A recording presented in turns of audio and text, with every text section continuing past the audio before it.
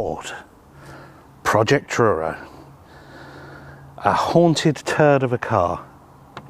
Those were the seller's words, not mine. And I own 50% of this. I'm not sure which 50%, maybe this bit, maybe this bit.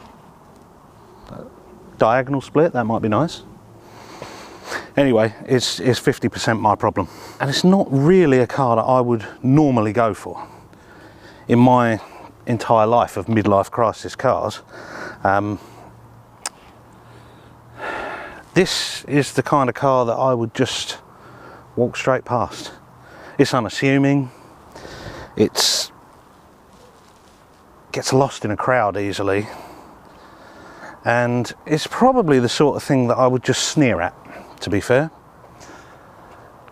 And is it because I don't like Volvos? Well, no. In fact, quite the contrary. I can remember sitting in a friend's showroom. I was buying my Mustang GT, and he had a slightly later V70 in the showroom. And I sat in it and thought, wow, this is an amazing piece of machinery that I will never know what it's like to own. And so it's not because I don't like Volvo, it's because I could never see a time when I would open my front door and see this on the drive. So a little bit of a backstory to this one. I mean, how did it arrive with me? It came in the form of an email from a news website, cornwalllive.com.co.uk, Cornwall, I don't know, whatever it is. Cornwall Live, Google it if you want to know. And it had been advertised as a haunted turd of a car,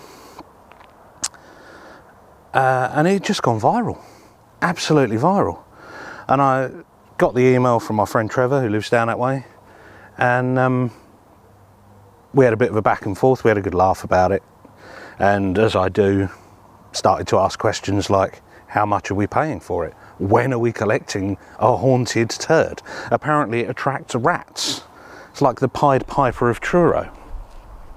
The more we talked about it, the more it seemed like perhaps we should own something like this. And now we do. But why? Well, it's an underdog.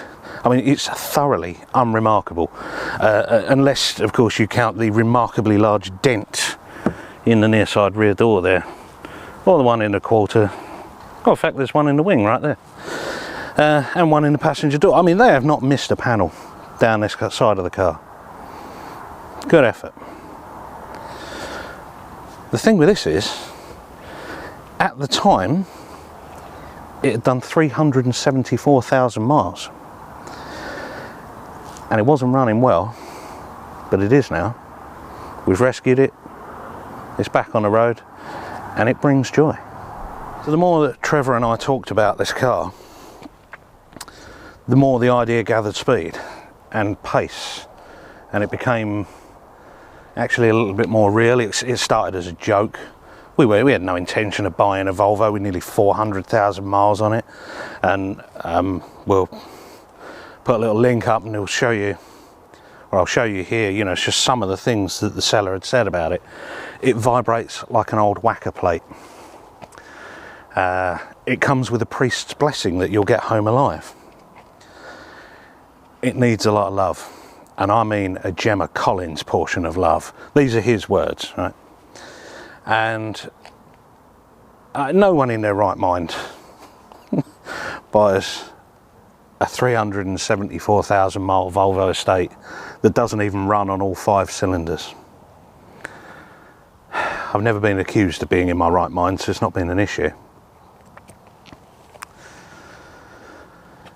So, okay, to the point then. So why did we buy it? Well, realistically, and this is a little bit tricky to explain, since Trevor's partner Melanie died, he's had a lot of free time on his hands, and he's not been filling it particularly wisely or well. He's been struggling, as you can understand many people would do. I don't want to get into the ins and outs of it because it's not down to me to say, but never underestimate what money will do to families. That's probably as far as I'm going to take that. This thing was utterly filthy. I mean, it was just disgusting. And my thought was, if we could pick this up for scrap money and it gave him an opportunity to clean something which he's really into, and, you know, take it from a pumpkin to a carriage, or some other kind of analogy, then surely that would be a better use of his time and all that available time. And he lives down near Truro. He's over 300 miles from us and his family, and he's very much on his own. So my thought was, we're looking at, you know, the seller, Tommy, had said it's worth 200 quid in scrap value. So any offer over £200 was a fair offer. Well, if we bought it between us and we got it for 200 quid, we've ended up with something that actually, for the price of a reasonable night out, will give him hopefully several weeks of enjoyment. And Christ, if it all goes wrong, we're down 100 quid each. Not a big problem. Well, the idea gathered pace. The more we drank, well, a WhatsApp group was started, and you know, the more we drank, the more the idea seemed like the best idea ever. And Trevor sort of flipped between it being the best idea in the world and just something that maybe was a little bit overwhelming. And being the good friends that we are, we just bullied him into it. That's what happened. We bullied him. Not going to lie about that. But it was bullying for his own good. That's important to know. Now, I spoke to the seller. I spoke to Tommy by message and said to him, look, we want to buy this car and these are the reasons behind it. It's more a mental health purchase than it is a, you know, viable rescue mission. And absolute credit to the guy. Do you know what he said? He said, you can have it. You can have it with my blessing. I'll give it to you. No problem. However, he trades a few cars and it was on eBay, so he was not prepared to end the auction early. You know, as a trader, that's a bad thing to do. You wouldn't want to do that, and I wouldn't want him to do that. So he said to me, whatever you do, make sure you win it. These are the criteria, or if you like, the agreement. He said, you can have the car with, you know, I'll deliver it. I've got trade insurance and all the rest of it. I'll bring it to the house, drop it on the driveway. It's yours with my compliments. But whatever money it goes for on eBay, you have to donate to Trevor to get it fixed, because it's going to need it. And we said, well, it's an amazing offer. Absolutely amazing. He didn't need to do that. He had bids on it already. He could have got good money for this, for what it was. And I said to him, well, look, you know, we're actually going to do the work ourselves. So we're not going to donate the money. Plus, of course, you'll lose out your final value fee on eBay, your listing fees and bits and pieces. So how about I'll pay you the £200 for the car, and then I'll pay all your fees on top of that. We'll go from there. And he said, yeah, do that, but make sure you win it. Okay, so I had to put just a ridiculous bid on this. You know, one of those things where it's like, oh, my mistake, I put an extra zero on that. I didn't actually think, nobody in their right mind, we've already covered that part, but nobody in their right mind is going to pay £3.5 grand for this. Well, I won the auction. 500 and something, 560 maybe. And people were bidding on this. They wanted it, even though it didn't run, and it was infested with rats, was one term. people are happy to pay good money for that. And I guess that's kind of the measure of how well regarded these things are, maybe? I don't know. Anyway, so I won the auction, transferred him the money, phoned him up, transferred him the money. He delivered the car to Trevor that afternoon. Sunday afternoon, late January 21, maybe the very beginning of February, I forget. And there it sat on the driveway in its filthy glory. A little bit of history on this one. The previous owner bought it with 40 something thousand, low 40,000 on the clock. And he's run it for, I think, 11 years. All over the country. I mean, it was doing 30,000 a year or more. He's had it serviced regularly, and you can tell when somebody does care for a car because, damn trains. It had got, what's this one, Goodyear. It had 3 Goodyears on it and a Pirelli, and the Pirelli was brand new, and I can only assume that at the time he couldn't get a Goodyear to match it when he needed a spare tyre. It was missing a window. This was gone.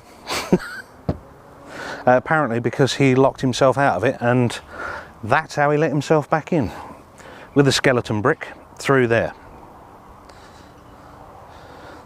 I think this was already here before he let himself in. And you know, it's had multiple cam belts, masses and masses of servicing, and it's a cherished car. And in fact, having spoken to the guy only by email, he's replaced it with another one with 80,000 on the clock and intends to just carry on and do the same thing. And that seems to be a thing with Volvo owners. They don't like selling these. They don't come up, and when they do, they're a lot of money, even in this condition. And if you see one of these with 150,000 miles on the clock, generally the owners of them go, delivery mileage, mate, 150k, nothing. After a couple of weeks of it being sat on his driveway and the furious scrubbing and cleaning that it went through, and occasional starting and fogging the street and upsetting all the neighbours, we decided that it was time. It was time that it went on the road. Trevor got it insured, taxed it. He had MOT, plenty of it. And I monitored his progress by Google Maps with the location sharing thing as he went off to the local petrol station for 10 quid's worth of diesel. We don't want to go mad now because we don't know how far it's going to go. £10, that'll be enough. And I sat there in Kent giggling at my desk as I watched the little triangle move across Google Maps heading towards KFC. As he lurched his way through one little Cornish town after another, and I'll confess to not knowing which ones, sorry. I want to say Camborne, probably wrong. So I giggled as he lurched his way across Cornwall, heading for KFC, the KFC that he would never put in his Golf GTE, and no takeaways go in the brand new Golf. But this gastro bus, what damage are you going to do with a bit of greasy chicken? It was already disgusting. So anyway, successfully completed his mission, returned home full of chicken, and this was deemed good enough to drive to Kent. Next stop, just over 300 miles away, my place. And I heard it before I saw it, coming around the top of the road and lurching down the street, and there's a sort of Scooby-Doo-esque haze of diesel smoke out the back of it. And that was the first time I laid eyes on it, and I thought to myself, that might not be the failed injector that I've bought, or the replacement that I've bought. We might be in a little bit more trouble than that. Wow, we really were. It was running on 4, 3.5, 4 cylinders. Clattering away, not running well.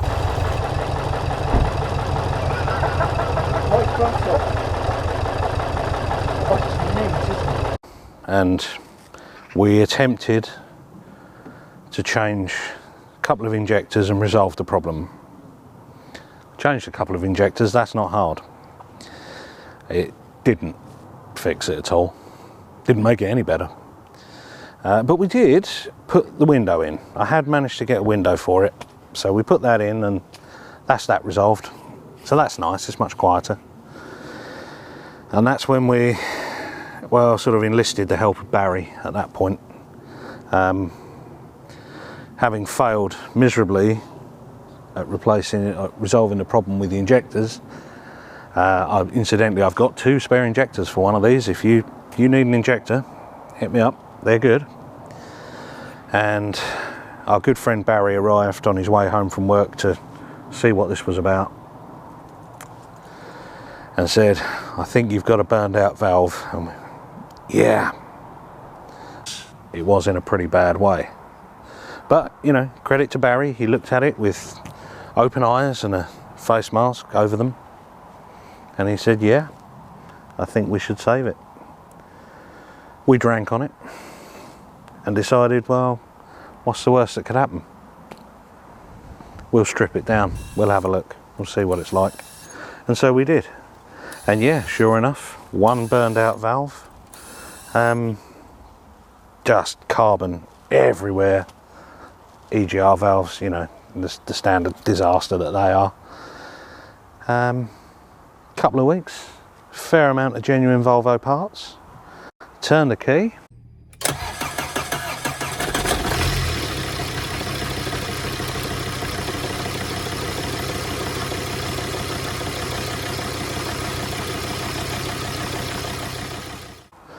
We've done a fair bit of work since. We've serviced it, we've done all sorts of different things. Cam belt as well. Again, loves a cam belt, this one. And now we're driving it around. And I think it's got 381,000 on the clock now. So it's done a good, well, conservatively, almost 7,000 miles since we first picked it up. And money-wise, it owes us just slightly less than a battered V70 that works.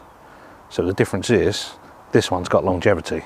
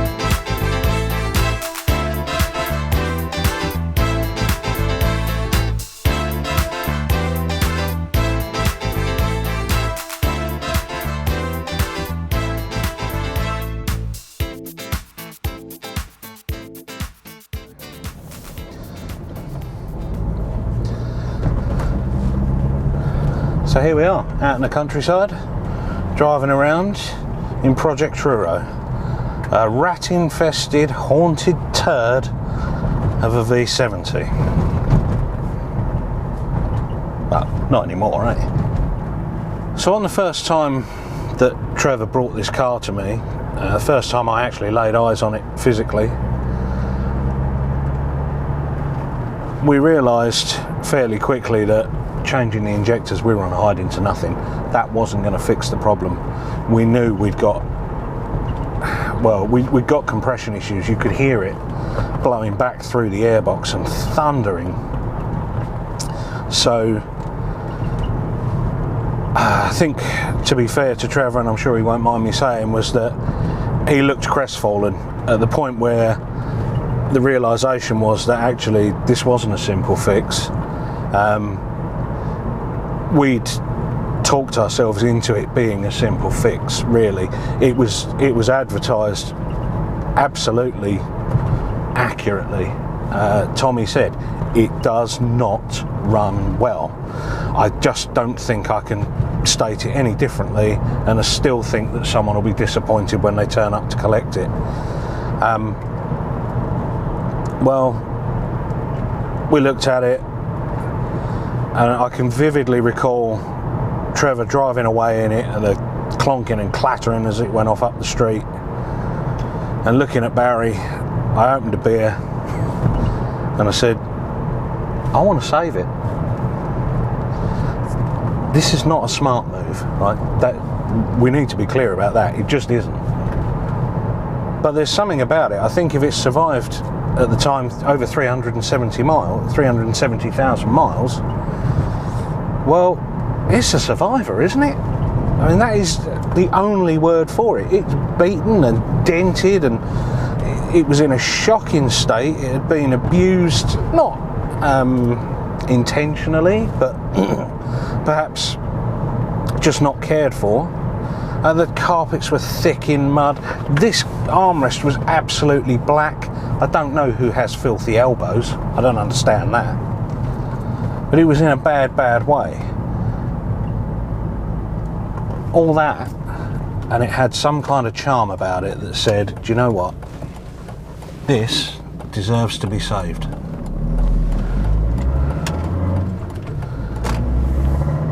And so the decision was made that we would dismantle it. So, right, let's just strip it down. Worst case scenario, we strip it down, we've got a hole in a piston, not getting into swapping that. But if we just pull the head, it's not going to cost us anything to dismantle it. Let's have a look and just see how bad it really is. Well, you'll see from the pictures, you know, it's obviously, yeah, mechanically there was damage. It wasn't good, but the honing marks were still in the bores. This thing's been well serviced. This thing's been really well cared for. Why not give it a second chance? You know, so Barry and myself set about dismantling it. Trevor got a lift back down to Cornwall, and it stayed with us for, I don't know, a couple of weeks, I guess, really, while I collected parts. We bought the bare minimum parts that we needed to get it to work. A valve, a couple of rockers, head gasket, head bolt set, all the top end rebuild stuff. And then we turned the key, and once it fired up, took it for a little drive and thought, yeah, this is nice. This is really nice for what it is. You know, it's not a new car, but it's nice. And then it was right. Okay, well, let's get a cam belt kit. Once we, you know, drove it a little bit, but I knew the cam belt had some cracks in it. So, I mean, realistically, that was a stupid and dicey move. But £160 for a cam belt kit from Volvo on a £200 car, there's got to be a balance, hasn't there? So I did some very gentle miles in it, got the cam belt kit, we fitted that, oil and filter, And away we went, and it's now covered another, I'll say 6, almost 7,000 miles since that day, and it's still driving absolutely beautifully. I've got some little issues with it, but they are idiosyncrasies at this point. You know, the alarm system wants a service. Well, the battery's probably flat in the battery backup siren. Okay, yeah, so it throws an error. So what? Fundamentally, everything works. This car went through an MOT again this year. This has got another year's life out of it. And I think that's a real testament to the build quality and to what the machines are capable of. And you know what? It's a lot more interesting to drive than a new car. It's got character. It needs driving. It absolutely requires driving. You know, there's no automatic braking crap. If you can't be bothered to look out the window, this won't stop for you. This is a Volvo. It will go through whatever you didn't bother to look at. It doesn't have any parking aids. Doesn't have a reversing camera. I mean, crikey, it's got a CD player. That's pretty good. There's no Bluetooth phone kit. It's a 5-speed, not 6, 5. I often want 6. I'd usually try for 6. But actually, the controls are light to the touch. It has a nice feel about it, has a sturdy feel. The ergonomics are brilliant. Everything is where you want it. And listen to that 5-pot. That's a nice sound.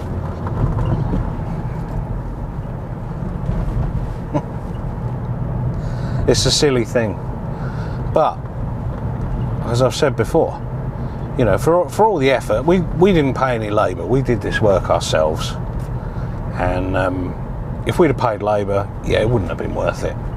It just wouldn't. It's had all the servicing work. We've done what we can with the induction and EGR. We've cleaned all of that out. Removed all that soot and cack out of it.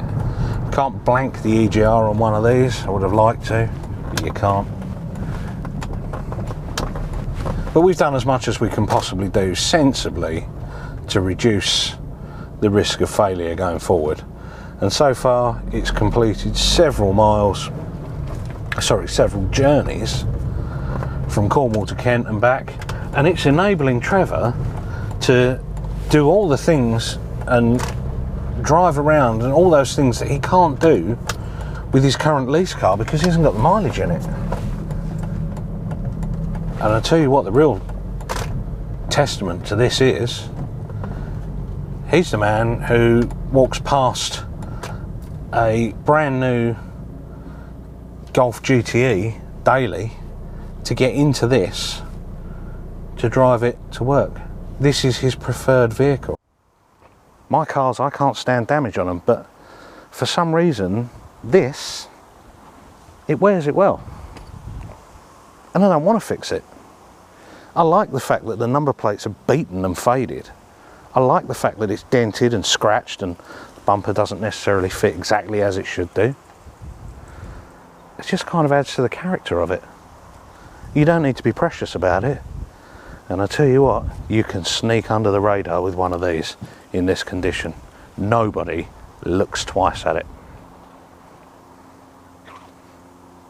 It's a lovely old thing.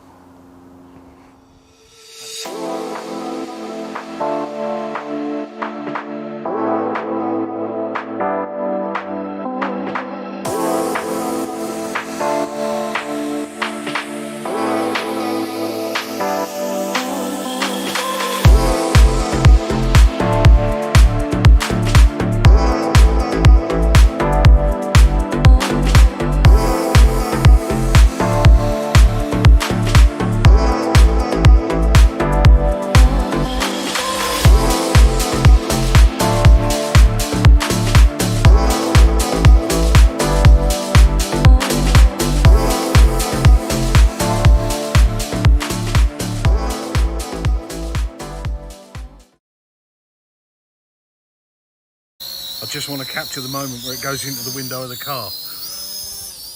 Well, you're never going to hit it from there. Oh, God! It's just... Oh, my God. Get your shit together, man. Try and have a word. I'll try that again. I can't believe how much I'm struggling with this today. Absolutely can't believe it. I'm so cross with myself about this. No. I just can't remember this shit. Obviously there's a moped there, so in a minute we'll be doing less than 40.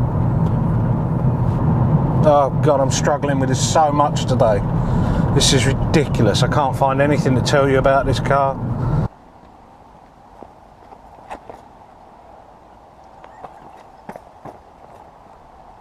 I'm driving myself insane with this.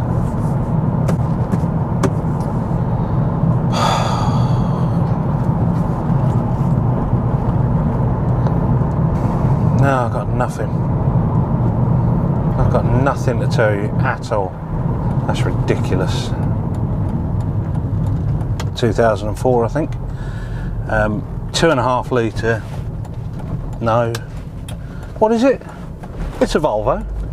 Let me just... Volvo. Yeah, it's a Volvo. Right. I can't do it.